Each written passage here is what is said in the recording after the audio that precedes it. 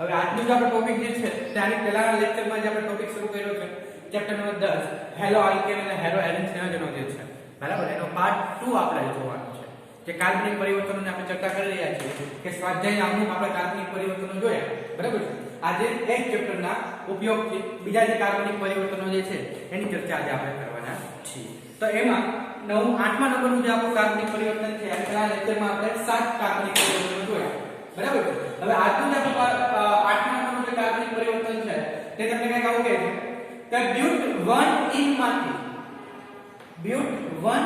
માંથી બ્યુટ 2 ઇન મેળવવાનું છે બરાબર છે એટલે કે આપણે પછી જે 4 કાર્બન વાળું આલ્કીન સંયોજન છે 4 કાર્બન વાળું બ્યુટ એટલે 4 કાર્બન વાળું જે આલ્કીન સંયોજન છે એમાં જે પહેલા નંબરના કાર્બન ઉપર જે દ્વિબંધ છે પહેલા નંબરના કાર્બન ઉપર જે આ દ્વિબંધ છે તે દ્વિબંધને આપણે આ બીજા નંબરના કાર્બન ઉપર ટ્રાન્સફર કરવાનો છે હજી એક વખત બરાબર એટલે બંનેમાં તમે જે જોઈ શકો છો કે સંયોજન જે છે એનો સમૂહ જે છે કોમન છે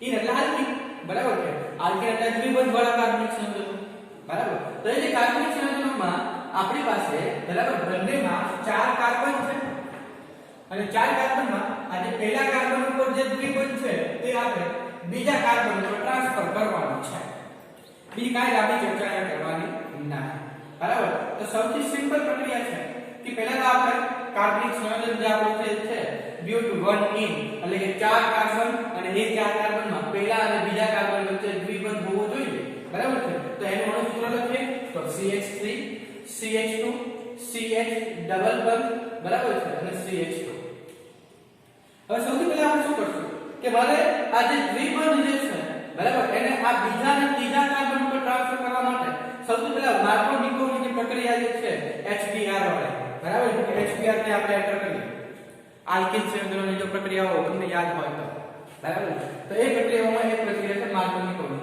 આલ્ફા અને બીટા કાર્બન વાળા બરાબર છે આલ્ફા અને બીટા કાર્બન એટલે શું તો કે મારો જે ક્રિયાશીલ સમૂહ જે છે એ જે કાર્બન સાથે જોડાયેલો હોય એ કાર્બન પછીનો જે કાર્બન જે છે એને આપણે આલ્ફા કાર્બન કહીએ છીએ અને એની પછીના કાર્બનને આપણે બીટા કાર્બન કહીએ છીએ તો આપણો જે ક્રિયાશીલ સમૂહ એટલે કે દ્વિબંધ જે છે તે પહેલા કાર્બન પર જોડાયેલો છે તો પહેલા કાર્બન પછીનો જે કાર્બન જે છે બરાબર એને આપણે આલ્ફા કાર્બન કહીએ છીએ અને એની પછીના કાર્બનને આપણે બીટા કાર્બન કહીએ છીએ તો એના ઉપર માર્કો-નિકોલની યોગશીલ પ્રક્રિયા પેલા કરવાની યોગશીલ પ્રક્રિયા કરશું HBr ની મદદથી કોની મદદથી HBr ની મદદથી બરાબર છે તો બ્રોમિન જે છે બ્રોમિન તે આલ્ફા કાર્બન પર જોડાશે બરાબર અને બીજો જે હાઇડ્રોજન જે છે તે આપણા બીટા કાર્બન પર જોડાશે બરાબર તો CH2 CH3 બરાબર અને CH2 CH3 તમે જે જોઈ શકો છો કે આ જે કાર્બન જે છે આલ્ફા કાર્બન એના ઉપર બ્રોમિન જોડાયેલું અને આપણો જે CH2 હતો એની હારે હાઇડ્રોજન જોડાયેલું એટલે CH2 માંથી શું થયું તો કે CH3 તો HBr જે છે તે પહેલા ઉમેરાઈ જાય છે એટલે માર્કો-નિકોલની યોગશીલ પ્રક્રિયા જેમાં આલ્ફા કાર્બનની સાથે પ્રક્રિયા થતી હોય છે હવે આપણને જે મળ્યું એમાં બીજા નંબરના કાર્બન ઉપર બ્રોમિન મળ્યું એટલે કે 2 બ્રોમો બ્યુટાઇલ હવે જે 2 બ્રોમો બ્યુટાઇલ જે છે એની KOH ની ઇથેનોલ વાળી દ્રાવણ જે છે બરાબર આ ખબર ઘણી વખત કહેતા હોય છે કે પોટેશિયમ હાઇડ્રોક્સાઇડ આલ્કોહોલીય દ્રાવણ તો જે પોટેશિયમ હાઇડ્રોક્સાઇડ જે છે એનું આલ્કોહોલ વાળું દ્રાવણ એટલે કે ઇથેનોલ વાળું આપણે દ્રાવણ લઈએ અને એ દ્રાવણને જો આપણે ગરમ કરીએ બરાબર એ દ્રાવણને જો આપણે ગરમ કરીએ તો આ જે KOH જે છે પોટેશિયમ હાઇડ્રોક્સાઇડ એના બે ભાગ થશે K+ અને OH-. K+ અને OH-. તો આ જે K જે છે પોટેશિયમ જે છે તે આ બ્રોમિન સાથે જોડાઈ જશે એટલે KBr થશે શું થશે KBr એટલે કે આલ્ફા કાર્બન ઉપરથી બ્રોમિન થશે અને બીટા કાર્બન ઉપરથી હાઇડ્રોજન થશે અને એ હાઇડ્રોજન આ OH સાથે જોડાયેલો છે તો OH પ્લસ હાઇડ્રોજન એટલે આપણે મળશે H2 બરાબર છે તો તમે જોઈ શકો કે આલ્ફા કાર્બન ઉપરથી બ્રોમિન જે છે તે પોટેશિયમ સાથે જોડાઈને -KBr થાય છે અને વધ્યું OH તો OH જે છે તે બીટા કાર્બન ઉપરથી OH બીટા કાર્બન ઉપરથી જે બે હાઇડ્રોજન હતા એમાંથી એક હાઇડ્રોજન સાથે જોડાઈ જાય અને આપણને પાણી આપે છે. અને આવી રીતે બંને કાર્બનની એક એક સંયોજકતા ખાલી થાય. એક સંયોજકતા આ કાર્બનની ખાલી થશે આલ્ફા કાર્બનની અને એક સંયોજકતા બીટા કાર્બનની. તો આ બંને સંયોજકતા જોડાઈ જાય એટલે કાર્બન કાર્બન દ્વિબંધ થઈ જશે. તો કાર્બન કાર્બન દ્વિબંધ થઈ ગયું. તો પહેલા અને બીજા કાર્બન ઉપર જે દ્વિબંધ હતું હવે બીજા અને ત્રીજાની વચ્ચે આવી ગયું. એટલે હકીકતમાં બીજા કાર્બન ઉપર દ્વિબંધ આવી ગયો. એટલે બ્યુટ 1 ઇન માંથી આપણને બ્યુટ 2 ઇન કે કાર્બન પ્રાપ્ત થાય છે. બરાબર? તો આ થયું પહેલું પરિવર્તન. એટલે કે 8મું પરિવર્તન. હવે વાત કરીએ 9મા પરિવર્તનની. શું કહે છે 9મા પરિવર્તનમાં? ખાસ ધ્યાન રાખો. સૌથી પહેલા આપણે જે કઈ પ્રારંભિક ચર્ચા કરી તેમાં તમને કીધું કે સૌથી પહેલા ક્રિયાશીલ સમૂહ ઓળખવાના, કયો પ્રક્રિયક છે અને કયો નિપજ માંગી છે તે, કાર્બનની સંખ્યા કેટલી અને પછી આપણે પ્રક્રિયા આગળ વધારવી છે. તો હવે જોઈએ આપણે બીજા નંબર એટલે કે 9મા નંબરનું આપણું પરિવર્તન જો જોઈએ તેમાં તમને કહે છે 1-chlorobutanol. 1-chlorobutan એટલે કે બ્યુટેન એટલે 4 કાર્બન. એમાં 4 કાર્બનની જે કાર્બનની શૃંખલા છે બરાબર છે એમાં પહેલા નંબરના કાર્બન પર આપણે ક્લોરીનને જોડવાનું છે એટલે 1-chlorobutan. અને 1-chlorobutan માંથી આપણે નોર્મલ ઓક્ટેન મેળવવાનું છે એટલે કે કાર્બનની સાદી શૃંખલા વાળું 8 કાર્બન વાળું બરાબર સંયોજન આપણે મેળવવાનું છે n ઓક્ટેન. બરાબર? 1-chlorobutan માંથી એટલે કે 4 કાર્બન માંથી આપણે n ઓક્ટેન મેળવવાનું છે. તો સાવ સિમ્પલ પ્રક્રિયા તમે જસ્ટ જોઈ શકો છો કે આપણે 4 2 વખત કરીએ એટલે 4 અને 8 બરાબર 8 કાર્બન જોઈએ છે. તો આજે ક્લોરોબ્યુટેન જે છે એ બે વખત આપણે લઈએ.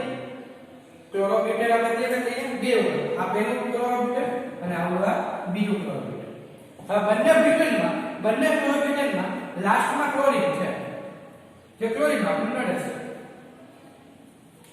હવે વૂડ્સની પ્રક્રિયા તમને ખબર છે કે ધાતુની જે ઝીંક ધાતુ તો ગમે તે ધાતુનો તમે રસ લ્યો બરાબર અને હેલો આલ્કેન સાથે પ્રક્રિયા કરો કોઈ પણ ધાતુની બરાબર હેલો આલ્કેન સાથે પ્રક્રિયા કરો તો હેલો આલ્કેન એટલે જે હેલોજન જે છે તે ધાતુ સાથે જોડાઈ જાય છે. બરાબર? અહીંયા આપણી પાસે ક્લોરીન છે તો ક્લોરીન પોતે Cl- હોય તો સામે Na+ લેવો પડે એટલે કે એક ઇલેક્ટ્રોન ગુમાવતો હોય એવી કોઈ ધાતુ તમે પોટેશિયમ લઈ શકો અથવા તમે સોડિયમ પણ લઈ શકો. તો અહીંયા તમે સોડિયમ ધાતુ લ્યો બરાબર તો અમારી પાસે બે ક્લોરીન છે કારણ કે તમારે 4 માંથી 8 વાળું સંયોજન જોઈએ છે. તો હું જો 2 ક્લોરોબ્યુટેન લઉં તો ત્યાં મારી પાસે 2 ક્લોરીન આવશે અને એ 2 ક્લોરીન માટે મારે 2 સોડિયમ ધાતુ લેવી પડે. સોડિયમ ધાતુના 2 અણુ લેવા પડે. બરાબર? તો આ જે સોડિયમ જે છે તે આ બંને ક્લોરીનની સાથે જોડાઈ જશે અને આપણને 2NaCl આપશે. તો NaCl છૂટું પડે એટલે આ કાર્બનની એક સંયોજકતા ખાલી થાય અને આ કાર્બનની એક સંયોજકતા ખાલી થાય. બરાબર? અને એ બંને જોડાઈ જાય.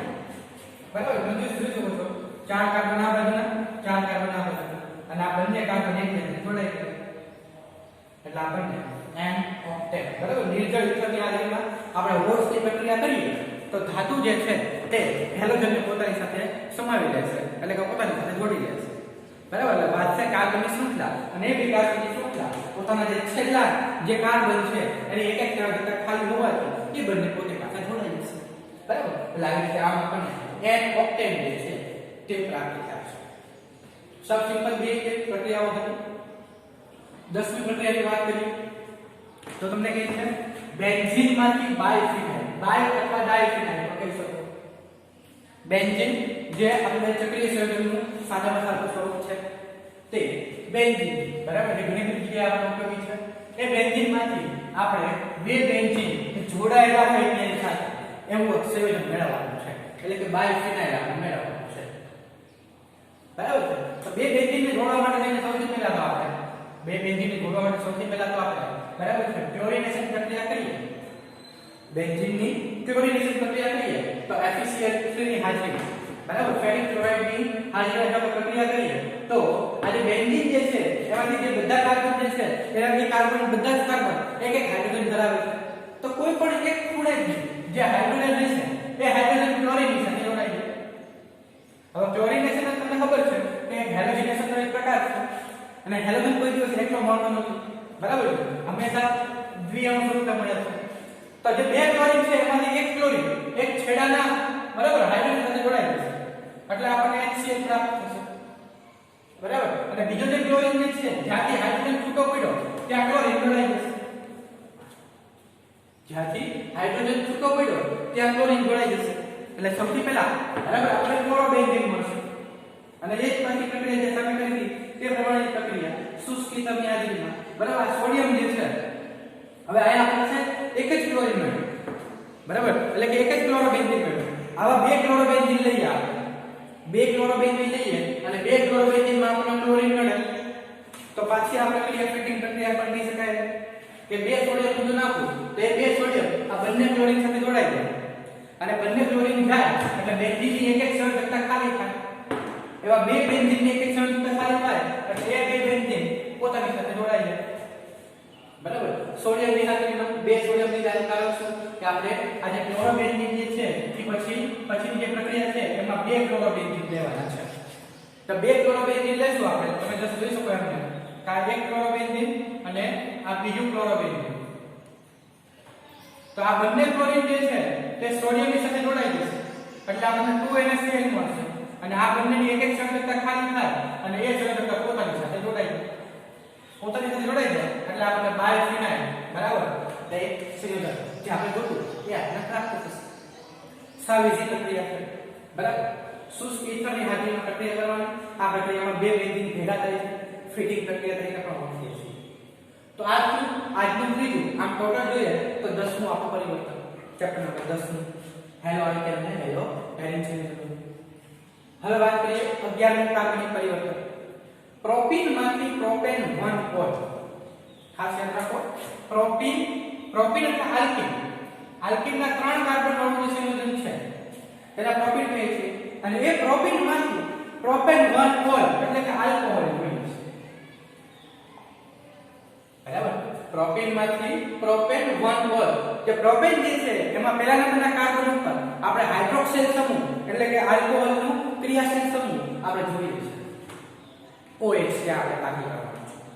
તો OH પોતે કેવું હોય તો માઈનસ હોય અને માઈનસ જે છે તે હેલોજન જે છે હેલોજન પોતે પણ માઈનસ હોય છે તો હેલોજનની જગ્યા લઈ શકો. તો આપણી જે કાર્બન ની પ્રક્રિયા છે એમાં સૌથી પહેલા આપણે હેલોજનેશન કરી શકીએ અથવા HBr પેરોક્સાઇડની હાજરીમાં આપણે યોગક્ષીલ પ્રક્રિયા પણ કરી શકીએ. તો અહીં મેં વાત કરી છે કે CH3CH2 એટલે કે પ્રોપીન CH3CH2 એટલે કે પ્રોપીન તેમાં પેરોક્સાઇડની હાજરીમાં પહેલા આપણે યોગક્ષીલ પ્રક્રિયા કરીએ.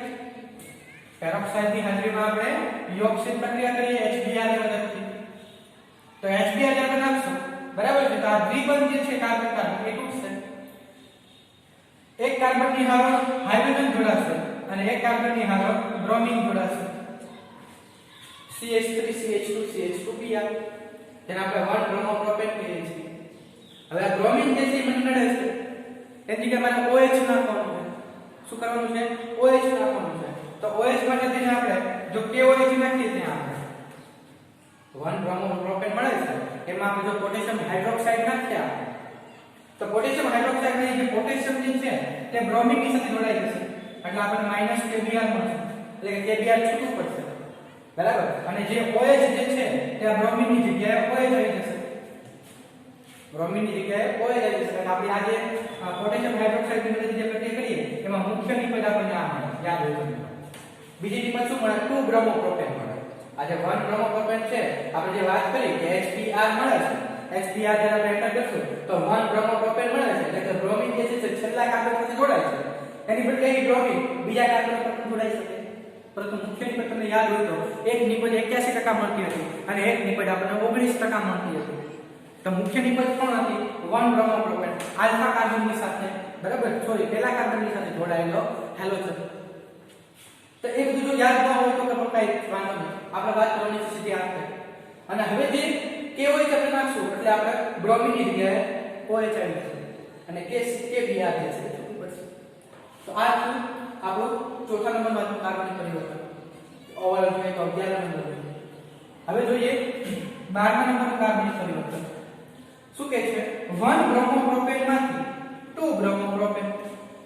જે પહેલામાં આપણે પહેલાથી બીજા કાર્બન ઉપર પહેલા ઉપરથી બીજા કાર્બન ઉપર દ્વિબંધની હેરાફેરી કરી દીધી.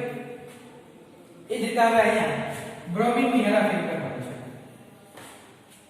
છે. કે પેલા કાર્બન પર જે બ્રોમિન છે એને આપણે બીજા કાર્બન પર બ્રોમિન લાવવાનું છે 2 બ્રોમો પ્રોપેન તો કે CH3CH2CH2Br ત્રણ કાર્બન 1 2 3 ત્રણ કાર્બન બરાબર છે એને જોડાયેલું બ્રોમિન એટલે કે 1 બ્રોમો પ્રોપેન પાછળથી આપણે જગ્યા પાછળથી નામકરણ આપીએ તો 1 2 અને 3 કે પહેલાના કાર્બન પર બ્રોમિન જોડાયેલું છે એટલે કે 1 બ્રોમો પ્રોપેન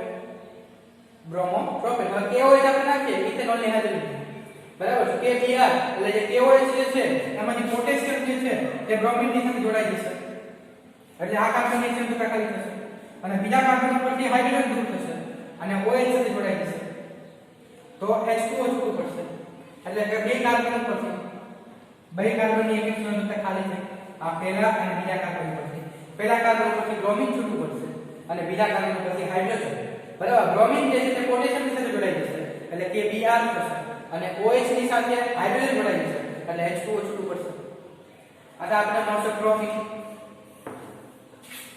તો પ્રોપેન છે એટલે ત્યાં આપણે કઈ જે મુખ્ય સંયોજન છે એમાં કઈ ફેરફાર કરવાનો છે બરાબર પ્રોપેન એટલે કે આલ્કેન સંયોજન છે એમાં આપણે પ્રોપેન મળ્યું હવે એ જે પ્રોપેન જે છે એની આપણે પ્રક્રિયા કરીએ HBr ની સાથે યોગશીલ પ્રક્રિયા આપણે જો કરીએ HBr ની સાથે યોગશીલ પ્રક્રિયા જો આપણે કરીએ તો બીજા કાર્બન ઉપર બ્રોમિન જોડાશે આ દ્વિબંધ તૂટશે બરાબર યોગશીલ પ્રક્રિયા થશે બીજા કાર્બન ઉપર બ્રોમિન જોડાશે અને પહેલા કાર્બન ઉપર હાઇડ્રોજન જોડાશે એટલે આપણે મળશે CH3 CH એની હારે બ્રોમિન અને CH3 એટલે કે 2 બ્રોમો પ્રોપેન એટલે કે પહેલા કાર્બન ઉપરથી બીજા કાર્બન ઉપર બ્રોમિન ટ્રાન્સફર થઈ બરાબર સાવ ઈઝી છે હવે જોઈએ આપણે આજનું છઠ્ઠું પરિવર્તન શું કહે છે બેન્ઝાઇલ આલ્કોહોલમાંથી આપણે 2 ફિનાઇલ ઇથેનોઇક એસિડ જોઈએ છે 2 ફિનાઇલ ઇથેનોઇક એસિડ એટલે બીજા નંબરના કાર્બન ઉપર ફિનાઇલ એટલે કે બેન્ઝીન જોડાયેલું હોવું જોઈએ અને ઇથેનોઇક એસિડ એટલે કે CH3COOH બરાબર તો જોઈએ આપણે કે સૌથી પહેલા બેન્ઝાઇલ આલ્કોહોલમાંથી આપણે કાર્બોક્સિલિક એસિડ જોઈએ છે આલ્કોહોલમાંથી આપણે કાર્બોક્સિલિક એસિડ જોઈએ છે તો સૌથી પહેલા તમને OH મળે છે સૌથી પહેલા આપણે જે આ OH મળે છે એની થાઇનાઇલ ક્લોરાઇડ સાથેની પ્રક્રિયા ક્લોરિનેશનની પ્રક્રિયા અથવા હેલોજનેશનની જે પ્રક્રિયા છે એ જો આપણે પ્રક્રિયા કરીએ આલ્કોહોલ તમને યાદ રાખજો તો આલ્કોહોલની હેલોજનેશનની સાથે પ્રક્રિયા તમને યાદ એ પણ હોવું જોઈએ કે ફિનાઇલ આલ્કોહોલ જે છે બરાબર છે તે માત્ર ફિનાઇલ આલ્કોહોલ તે એક જ પ્રક્રિયા કરે છે ક્લોરિનેશન માટે અથવા હેલોજનેશન માટે જે થાઇનાઇલ ક્લોરાઇડ સાથે પ્રક્રિયા યાદ રાખો તો એ જે પ્રક્રિયા જે છે CH2OH એની જો પ્રક્રિયા આપણે થાઇનાઇલ ક્લોરાઇડ સાથે કરીએ તો આપણે ખ્યાલ છે વાયુરૂપ સ્વરૂપે સલ્ફર ડાયોક્સાઇડ અને હાઇડ્રોક્લોરિક એસિડ મળે છે જે દ્રાવણમાંથી ઈઝીલી છૂટું પડી જાય છે બરાબર છે તો એ પ્રક્રિયાની મદદથી આપણે જો પ્રક્રિયા કરીએ બરાબર SOCl2 બરાબર થાઇનાઇલ ક્લોરાઇડની પ્રક્રિયા કરીએ તો સલ્ફર ડાયોક્સાઇડ અને HCl છૂટું પડશે અને OH ની જગ્યાએ આ Cl2 માનો જે Cl જે છે એ આવી જશે એટલે આપણને બેન્ઝાઇલ ક્લોરાઇડ મળશે શું મળશે બેન્ઝાઇલ ક્લોરાઇડ હવે ઇથેનોઇક એસિડ તમને ખ્યાલ હોવો જોઈએ કે કાર્બનની સાથે દ્વિબંધી ઓક્સિજન અને બીજો OH સમૂહ હોય જેને આપણે એસિડ માટે જવાબદાર કહીએ છીએ અને આગળ તો આપણે આ હોય તો મારે શું જોઈએ છે કે જે કાર્બન જે છે એની અંદર દ્વિબંધી ઓક્સિજન હોવો જોઈએ અને સિંગલ બંધી OH સમૂહ જોડાયેલો છે હવે આપણી પાસે અહીંયા ક્લોરીન આવી ગયું CH2 અને આ Cl આવી ગયું હવે Cl ની બદલે ઇથેનોઇક કીધું છે તમને બરાબર ઇથેનોઇક કીધું છે હવે આપણે બેન્ઝીનની સાથે તો એક જ કાર્બન છે બેન્ઝીનની સાથે એક જ કાર્બન છે તો ત્યાં બીજો કાર્બન લાવવો પડે અને બીજો કાર્બન લાવવા માટે થઈને ત્યાં આ જે ક્લોરીન જે છે એ ક્લોરીનની જગ્યાએ બીજો કોઈ લઈ શકતો હોય એવો તમને યાદ હોય તો સાયનાઇડ સમૂહ છે Cl જગ્યાએ Cn બરાબર KCN પોટેશિયમ સાયનાઇડ જો આપણે નાખીએ કોને નાખીએ આપણે પોટેશિયમ સાયનાઇડ ને ઇથેનોલિયમ પોટેશિયમ સાયનાઇડ જો આપણે નાખીએ તો પોટેશિયમ સાયનાઇડ નો જે પોટેશિયમ જે છે તે આ ક્લોરીન ની સાથે જોડાઈ જશે અને ક્લોરીન ની જગ્યાએ સાયનાઇડ જોડાઈ જશે બરાબર પોટેશિયમ સાયનાઇડ માંથી પોટેશિયમ ક્લોરીન ની સાથે જોડાશે અને ક્લોરીન ની જગ્યાએ Cn જોડાઈ જશે એટલે કાર્બન અને નાઇટ્રોજન વચ્ચે ત્રણ બંધ આવી ગયા અને પછી એનો આપણે જળ વિભાજન કરીએ જળ વિભાજન કરીએ એટલે કાર્બન અને નાઇટ્રોજન જે ત્રિબંધ જે છે બરાબર એ તૂટશે. જળ વિભાજન કરશું એટલે ત્યાં બે ઓક્સિજન આવશે, બે આપણે પાણીના અણુ લેવા પડશે અને બે પાણીના અણુની મદદથી આપણને 2OH મળશે. બરાબર 2OH અને 2H+ મળશે. સોરી 4H+ મળશે. સોરી આ 2OH 2H+ મળશે. 2H+ જળ વિભાજન કરશું આપણે તો આ કાર્બન અને નાઇટ્રોજનના ત્રણ બંધ તૂટશે. કાર્બન ની આ ડબલ બંધથી ઓક્સિજન અને સિંગલ બંધથી OH જોડાઈ જશે. ત્યાં આવી એના પછી ડબલ OH સીધું થઈ ગયું. જળ વિભાજન કરીએ અને નાઇટ્રોજન ની હારે 4 હાઇડ્રોજન. બરાબર છે. આયા પ્રક્રિયા કઈ રીતે થાય છે કે બેન્ઝાઇલ સાયનાઇડ જે છે બરાબર આપણે જે પ્રક્રિયા કરી તે પ્રમાણે ઓક્સિજન જોડાશે દ્વિબંધી કાર્બન ની હારે, HCl નો જે હાઇડ્રોજન જે છે તે ઓક્સિજન ની હારે જોડાશે એટલે OH બનશે. આ દ્વિબંધી કાર્બન ની હારે ઓક્સિજન જોડાઈ અને બાકીનો જે ઓક્સિજન જે છે તે સિંગલ બંધી જોડાશે એટલે COOH આપણને પ્રાપ્ત થશે. બરાબર તો આવી રીતે આમ તમે જોઈ શકો છો કે CH2C ટ્રિપલ બોન્ડ N જે છે તો સાયનાઇડ નું કન્વર્ઝન અને જે નાઇટ્રોજન જે છે એની જે ત્રણ સંયોજકતા ખાલી થઈ ત્યાં NH4+ અને Cl- બરાબર એટલે એમોનિયમ ક્લોરાઇડ જે છે તે છૂટું પડશે જળ વિભાજન અને આપણને આપણો કાર્બોક્સિલિક એસિડ બરાબર જેમાં પહેલા અને બીજા નંબરના કાર્બન ઉપર આપણને ફિનાઇલ મળ્યું એટલે 2-ફિનાઇલ ઇથેનોઇક એસિડ જે છે ત્યાં છૂટું પડે છે. તો આવી રીતે આ થોડુંક એવું અઘરું કાર્બનિક પરિવર્તન છે, ખાસ ધ્યાન દેજો. આજનું છેલ્લું કાર્બનિક પરિવર્તન જોઈએ તો 14 નંબરનું બરાબર અને આજનું જોઈએ તો 7મું કાર્બનિક પરિવર્તન ઇથેનોલમાંથી પ્રોપેન નાઇટ્રાઇડ. ઇથેનોલ એટલે કે બે કાર્બન વાળો આલ્કોહોલ અને એમાંથી નાઇટ્રાઇડ બરાબર નાઇટ્રોજન યુક્ત સંયોજન જોઈએ છે અને એના 3 કાર્બન હોવા જોઈએ.